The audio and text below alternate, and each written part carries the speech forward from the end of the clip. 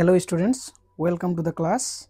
आज हामी classification of element को फुल कन्सेप्ट पढ्ने छौं। यसको लागि 20 वटा इलिमेन्टहरु याद गर्नुपर्ने हुन्छ। 20 वटा इलिमेन्ट सबैलाई याद होला। अब 20 वटा इलिमेन्टहरु याद छ भने सबभन्दा पहिले हामी अबाउ प्रिन्सिपल हेर्छौं। अबाउ प्रिन्सिपल के हो? ले के भन्छ? Electrons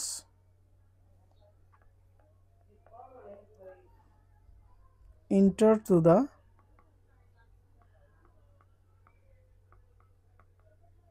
orbitals in order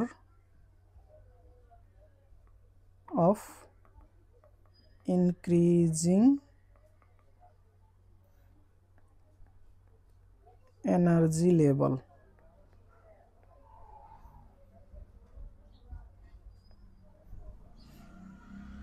Electrons enter to the orbitals in order of increasing energy levels. सबभन्दा पहिले यो डायग्रामबाट थाहा पाइन्छ 1s मा जान्छ, 1s को एनर्जी सबभन्दा कम हुन्छ। त्यसपछि 2s मा जान्छ, 2s भन्दा बढी एनर्जी 2p को हुन्छ, 2p भन्दा बढी 3s, त्यसपछि 3p, त्यसपछि 4s, त्यसपछि 3d, त्यसपछि 4p, त्यसपछि 5s, यस्तै बढ्दै जान्छ। यो अर्डरमा इलेक्ट्रोन्सहरु भरिन्छ। यसलाई भनिन्छ Aufbau principle. Aufbau German word हो यो, जसको अर्थ हुन्छ बिल्डअप। अब इलेक्ट्रोनिक कन्फिगरेसन गर्नको लागि केही बेसिक्सहरु थाहा हुनुपर्छ। के हुन् त? सबसेल, यस सबसेलमा मैक्सिमम नंबर अफ इलेक्ट्रोन कति हुन्छ? 2।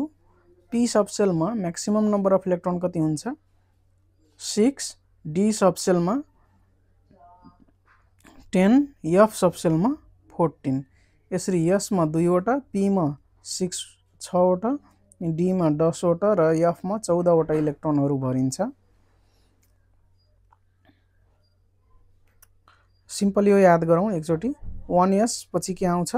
2s, 2s पछि 2p, 1s, 2s, 2p, यसरी याद गरे पनि भयो। 1s, 2s, 2p, 3s, 3p, 4s अनि 3d। 1s, 2s, 2p, 3s, 3p, 4s र 3d यो याद गर्ने। त्यसपछि अब 21 को हेरौँ। 1s, 2s, 2p, 3s, 3p अनि 4s, त्यसपछि 3d। s मा कति वटा राख्न मिल्यो? 2 वटा। फेरि यो s आयो, s मा कति वटा राख्न? 2 वटा। p मा 6 वटा, s मा 2 वटा, p मा 6 वटा, s मा 2 वटा। अब काउन्ट गरौँ कति पुग्यो? 2 2 4 4 6 10, 10 2 12, 12 6 18, 18 2 20, 20 सम्म पुगिसक्यो। हामीलाई कति पुर्याउनु छ? स्क्यान्डियम को 21 हो। यहाँ 1 लेखेपछि 21 भयो। 21 र इलेक्ट्रोन भयो। 2 2 4 6 10, 10 2 12, 6 18, 18 2 20, 1 21। अब 20 को बनाऊ। 20 को हेरौँ। 1s, 2s, 2p, 3s, 3p, 4s, 3d यति याद गर्ने। त्यसपछि भर्न सुरु गरौँ। s मा 2 वटा, फेरि s मा 2 वटा, p मा 6 वटा, s मा 2 वटा, p मा 6 वटा। कति वटा भयो? 2 2 4 6 10, 10 2 12, 12 6 18। अब 20 पुर्याउनको लागि s मा कति वटा राख्न मिल्छ? 2 वटा। अब 20 पुग्यो। d को आवश्यकता भएन, त्यही भएर यो d नलेखे पनि भयो। 19 को हेरौँ। 19 त 20 भन्दा कम हो, त्यही भएर यहीसम्म जान्छ। 1s, 2s, 2p, 3s, 3p, 4s। 1s, s मा 2 वटा, यो पनि s हो 2 वटा, यो p हो 6 वटा, s हो 2 वटा, p हो 6 वटा। कति वटा भयो? 2 2 4 6 10, 10 2 12, 6 18 वटा भयो। 19 पुर्याउनु छ। यहाँ एउटा मात्रै राख्नु। क्लोरिन को एटमिक नम्बर 17 यसको हेरौं 1s 2s 2p 3s 3p 4s 1s मा 2 2s 2 p मा 6 s मा 2 p मा 6 कतिवटा भयो 2 2 4 6 10 10 2 12 6 18 वटा भयो 17 पुर्याउनु छ 18 बढी भयो है 18 पुर्याउनु भएन एटमिक नम्बर 17 हो त्यही भएर 17 पुर्याउनको लागि यहाँ 2 2 4 4 6 10 10 2 12 6 लेखिदियो भने 18 हुन्छ 6 नलेखेर 5 लेखौं अब कति भयो 17 4s को आवश्यकता परेन 12 को हेरौं 1s 2s 2p 3s 3p 4s 2 2 4 6 10 10 2 12 भयो 12 पुर्याउन थियो यो परेन 11 को हेरौं 1s 2s 2p 3s 2 2 2 4 4 6 10 10 1 11 9 को हेरौं 1s 2s 2p 3s 2 2 4 यहाँ 6 लेख्यो भने 10 हुन्छ 10 पुर्याउनु छैन 9 पुर्याउनु छ 2 2 4 5 9 8 को लागि हेरौं 1s 2s 2p 2 2 4 4 र 4 8 भयो यसरी हामीले इलेक्ट्रोनिक कन्फिगरेसन लेख्न सक्छौं अब यसमा एक्सेप्सनल केस हेरौं अब एक्सेप्सनल एलिमेन्टहरु हेरौं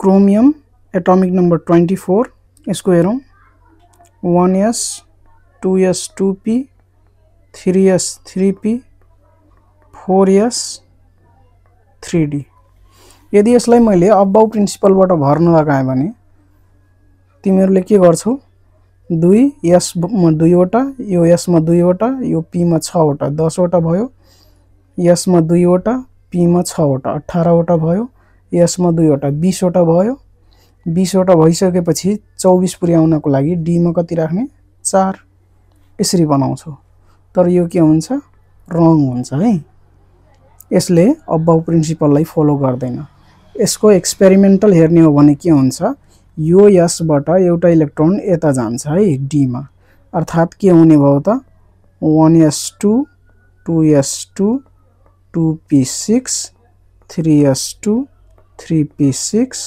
4s एउटा इलेक्ट्रोन उता गएपछि यहाँ एउटा भयो अनि 3d मा कति आउने भयो 5 यो हो करेक्ट आन्सर त्यस्तै किसिमले अर्को कपर को हेरौं कपर को एटमिक नम्बर कति 29 यसको हेर्दाखेरि 1s 2s 2p 3s 3p 4s 3d s मा 2 वटा s मा 2 वटा p मा 6 वटा s मा 2 वटा p मा 6 वटा s मा 2 वटा यहाँ कति भयो 20 वटा पुग्यो 29 पुर्याउनको लागि 9 लेख्ने हो तर यस्तो गर्दाखेरि यो अबाउ प्रिन्सिपलले फलो गर्दैन यो गलत तरिका हो अब के गर्ने एक्सपेरिमेन्टली के पाइयो यो s बाट एउटा इलेक्ट्रोन d मा पठाइदिने अर्थात 1s2 2s2 2p6 3s2 3p6 4s1 3d कति हुने भयो 10 यो करेक्ट आन्सर हो अब to find group period valency and block group period valency र ब्लक कसरी छुट्याउन सकिन्छ त सिम्पली 10 क्लास सम्मको लागि सिम्पली सिक्ने यो 2882 1062 2882 1062 जस्तै हामीलाई 20 को हेरौं है 20 मा के पर्छ क्याल्सियम 20 को लागि 2882 गरेपछि 20 पुग्छ 2882 20 पुग्यो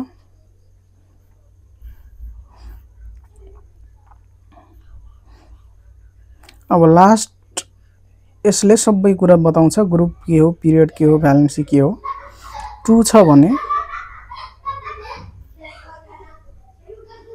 ग्रुप के हुने भयो सेकेन्ड ए 2 छ भने ग्रुप सेकेन्ड ए भ्यालेन्सी कति हुन्छ भ्यालेन्सी 2 अनि पिरियड यसरी ठाडो काउन्ट गर्ने ठाडो कसरी काउन्ट गर्ने 1 2 3 4 पिरियड कति हुने भयो 4 पिरियड 4 अनि त्यसपछि ब्लक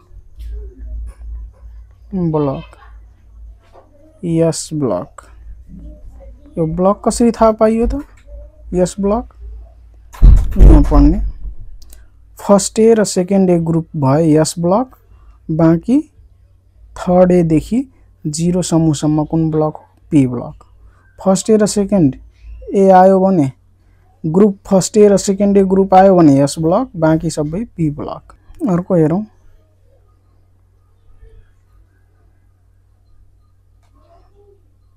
पोटासियम हेरौं पोटासियम 19 नम्बरमा पर्छ 2882 19 पुग्यो कि पुगेन बढी भयो 2 8 10 8 18 to 20 19 पुर्याउनको लागि यहाँ कति लेख्ने 1 अब लास्टमा 1 छ भने ग्रुप कुन भयो फर्स्ट ए भ्यालेन्सी कति भयो 1 1 छ भने 1 पिरियड कति भयो ठाडो काउन्ट गर्ने पिरियड को लागि 1 2 3 4 पिरियड कति हुने भयो पिरियड हुने भयो 4 ब्लक यहाँ फर्स्ट ए आएको छ त्यही भएर यो कुन ब्लक हो यस ब्लक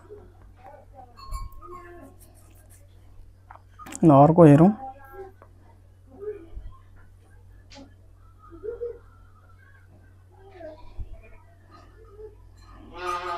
क्लोरिन 17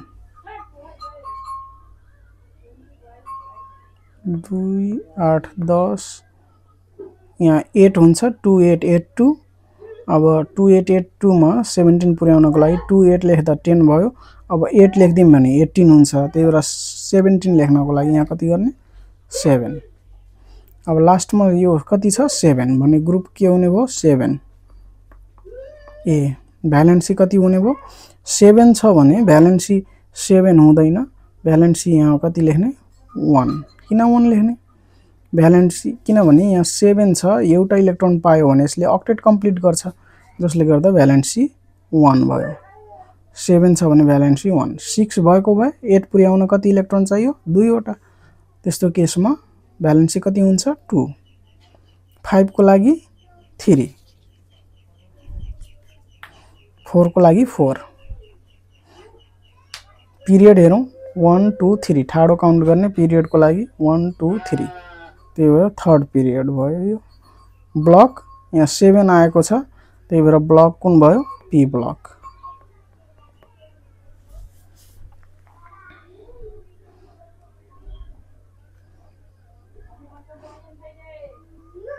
यसरी ग्रुप ब्लक पिरियड सबै छुट्याउन सकिन्छ सोडियम 11 नम्बर हो 2 8 10 1 11 लास्ट में कति छ 1 लास्ट में 1 छ भने कति हुने भयो 1 छ भने first A group valency 1 period 1 2 3 छ थर्ड पिरियड अनि ब्लक फर्स्ट ए छ भने यस ब्लक यति हो फर्स्ट र सेकेन्ड ए को लागि यस ब्लक बाँकी सबैको लागि पी ब्लक यस ई सम्मको लागि है अब यहाँ हेर्ने हो भने यसको ग्रुप पिरियड छुट्याउन पर्यो भने यो 4 चाहिँ पिरियड हो यो यस चाहिँ ब्लक हो अनि यो 2 चाहिँ ग्रुप र भ्यालेन्सी हो अर्थात यसको ग्रुप सेकेन्ड ए भ्यालेन्सी 2 ब्लक यस पिरियड 4 यसको हेरौं यसले ग्रुप र भ्यालेन्सी जनाउँछ फर्स्ट ए ग्रुप भ्यालेन्सी 1 अनि एस ब्लक पिरियड 4। अब यसको हेरौँ क्लोरिनको। यहाँ हेर्दाखेरि अहिलेसम्म के थियो, एउटा मात्रै 4 थियो है, यहाँ पनि एउटा मात्रै 4 छ। यो दुईटै केसमा 4 एक ठाउँमा छ, तर यो केसमा 3 एक ठाउँमा छैन, 3 एक एउटा छैन। यहाँ 4 एउटा छ, यहाँ 4 एउटा छ, तर यसमा 3 एउटा छैन। 3 कतिवटा छ, 2 वटा छ। यस्तो केसमा पावरलाई जोड दिने, 2 वटा 3 भेट्यो भने पावरलाई जोड दिने। यसमा एउटा मात्रै 3 पावर जोड्न परेन, यसमा 2 वटा 3 पावर जोड्न पर्यो, यसमा एउटा मात्रै 3 पावर जोड्न परेन, यसमा 2 वटा 2 पावर जोड्न पर्यो। अब यो दुईटै जोड दिँदाखेरि कति हुने भयो, दुईटै जोड दिँदाखेरि कति हुने भयो, 7। त्यही भएर ग्रुप कुन हुने भयो, यसको ग्रुप 7A हुने भयो। अनि लास्टमा पी छ, भ्यालेन्सी कसैले सोध्यो भने भ्यालेन्सी कति हुने भयो, 1। 7 मा 1 जोड्दाखेरि 8 हुन्छ नि त अक्टेट कम्प्लिटको लागि। अब ब्लक, ब्लक कुन ब्लक भयो, पी, लास्टमा पी छ, त्यही भएर पी ब्लक। अनि पिरियड कति, पिरियड सोध्यो भने यहाँ लास्टमा 3 छ, यो त्यही भएर पिरियड भयो 3rd। यसरी ग्रुप, पिरियड र ब्लक छुट्याउन सकिन्छ। कुनै डाउट छ भने कमेन्ट गर्ने। त्यसपछि मोलिकुलर वेट, मोलिकुलर वेट कसरी क्याल्कुलेसन गर्ने त, मोलिकुलर वेटको लागि यहाँ मैले एउटा सर्टकट दिएको छु। यो सर्टकटलाई सम्झिने एकचोटि। एटमिक नम्बर 20 सम्मको लागि 1 छ भने एटमिक वेट कति हुन्छ, 1। 2 छ भने कति, एटमिक वेट 4। 3, 4, 5 को लागि के तरिका छ, 3, 4, 5 को लागि डबल प्लस 1 गरिदिने। जस्तै 3 छ भने 3 को एटमिक वेट कति हुन्छ भन्यो भने डबल गर्ने, प्लस 1 गर्ने। 3 2 जा कति हुने भयो, 6 प्लस 1 कति हुने भयो, 7। अर्थात् 3 को एटमिक वेट कति हुने भयो, 7। 3rd एटमिक नम्बर को atomic weight 7। 4th atomic number को एटमिक वेट कति हुने भयो, 4 2 जा 8 प्लस 1 9। 5 नम्बर को एटमिक वेट छ भने त्यसको एटमिक 5 नम्बर को एटमिक नम्बर छ, 5 नम्बर एटमिक नम्बर छ भने एटमिक वेट कति हुने भयो, 5 2 जा 10 प्लस 1 11। अब 6 7 8 को लागि सिम्पल छ, डबल मात्रै गर्ने हो। 6 को एटमिक, 6 मा कार्बन छ, कार्बन को एटमिक वेट सोध्यो भने डबल गरिदिने 12। 7 मा नाइट्रोजन छ, नाइट्रोजन को एटमिक वेट सोध्यो भने डबल गरिदिने 14। 8 मा अक्सिजन छ, अक्सिजन को एटमिक वेट सोध्यो भने डबल 8 2 जा 16। 9 देखि 20 सम्म के छ, अड छ भने डबल प्लस 1 गर्ने, भन्नुको मतलब अड नम्बर छ भने डबल प्लस 1 गर्ने, इभन नम्बर छ भने डबल गर्ने। जस्तै 9 अड हो कि इभन हो, अड हो। त्यही भएर 9 नम्बरमा जुन एलिमेन्ट छ त्यसको एटमिक वेट सोध्यो भने 9 2 जा 18 प्लस 1 19 भयो। अब त्यस्तै किसिमले 11 को कति हुन्छ त, 11 को कति हुन्छ, 11 अड हो, अड को लागि डबल प्लस 1 भन्नुको मतलब 11 को डबल 22 प्लस 1 कति हुने भयो, 23। 12, यो 12 भनेको अड हो कि इभन हो, इभन हो। इभन को लागि के गर्नुपर्छ, डबल मात्रै, यसको मतलब 24। यसरी सबैको एटमिक वेट याद हुन्छ। यहाँ क्लोरिन को एटमिक वेट अलि फरक छ। क्लोरिन को कति हुन्छ, 35.5, यो याद गर्नुपर्छ। क्लोरिन को 35.5 हुन्छ, मेमोराइज गर्ने यसलाई। 18 को मा अर्गन छ, यसको 40 हुन्छ, यो दुईवटा ख्याल गर्ने। क्लोरिन को 35.5 अर्थात् 17 आयो भने डबल प्लस 1 यो नगर्ने, 35.5। अनि 18 आर्गन आयो भने यसको 40। अब एटमिक मोलिकुलर वेट कसरी क्याल्कुलेसन गर्ने, सोडियम हाइड्रोक्साइड भनेर सोध्यो भने सोडियम हाइड्रोक्साइड क्रिस क्रस गर्ने, सोडियम को भ्यालेन्सी 1, हाइड्रोक्साइड को 1, क्रिस क्रस गर्दाखेरि NaOH आयो। Na भनेको सोडियम, यहाँ एउटा छ, O भनेको अक्सिजन, यहाँ एउटा छ, हाइड्रोजन, H भनेको हाइड्रोजन एउटा छ, सबै एउटा एउटा छन्। सोडियम एउटा, अक्सिजन एउटा, हाइड्रोजन एउटा। सोडियम को 23 हुने भयो, अहिले जुन क्याल्कुलेसन गरेको थियौँ। 11 मा सोडियम पर्छ, 11 मा सोडियम पर्छ भने 11 2 जा 22 प्लस 1 गर्दाखेरि 23 अक्सिजन 8 नम्बरमा पर्छ 16 भयो हाइड्रोजनको 1 सबै जोड्दाखेरि 40 AMU।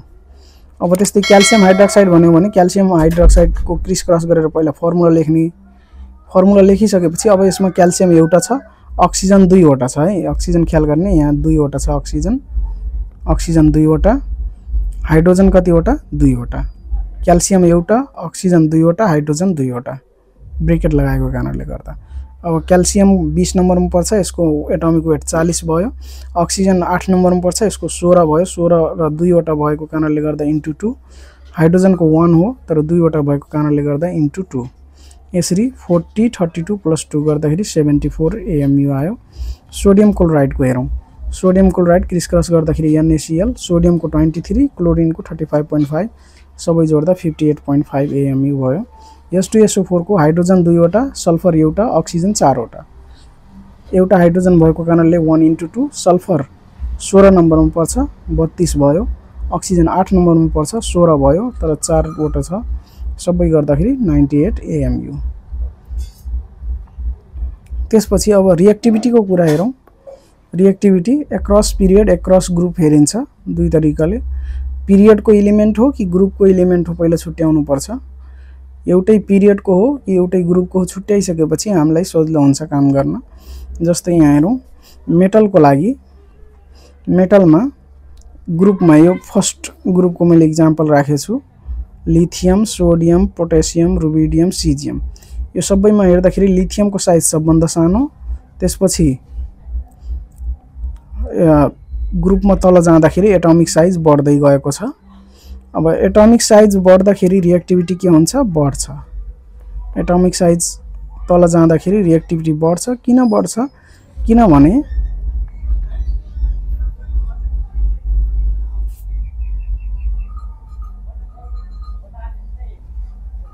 यो न्यूक्लियस हो र यो भन्दा जति जति यदि हामीले टाढा गयौं साइज ठुलो भयो साइज ठुलो हुँदाखेरि डिस्टेन्स के भयो बढ्यो डिस्टेन्स बढ्यो भने यिनीहरुको बीचको एट्र्याक्सन फोर्स कम हुन्छ दूरी बढ्दाखेरि एट्र्याक्सन फोर्स कम हुन्छ आकर्षण बल कम हुन्छ जसले गर्दा इलेक्ट्रोन सजिलै निस्कन सक्छ जसले गर्दा रिएक्टिभिटी बढ्छ। साइज ठुलो भयो भने भ्यालेन्स इलेक्ट्रोन सजिलै निस्कन पायो जसले गर्दा रिएक्टिभिटी बढ्यो।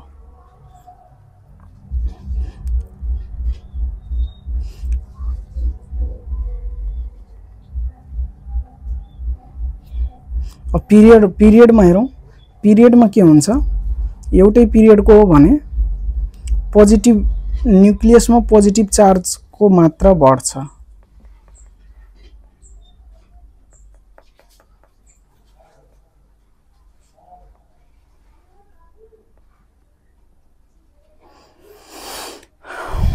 एउटै पिरियडको हो भने जस्तै हेरौं सोडियम म्याग्नेशियम एल्युमिनियम यिनीहरु थर्ड पिरियडका हुन् सबै थर्ड पिरियडको भएको कारणले गर्दा एउटै पिरियडको भएको कारणले गर्दा यसमा साइज सोध्यो भने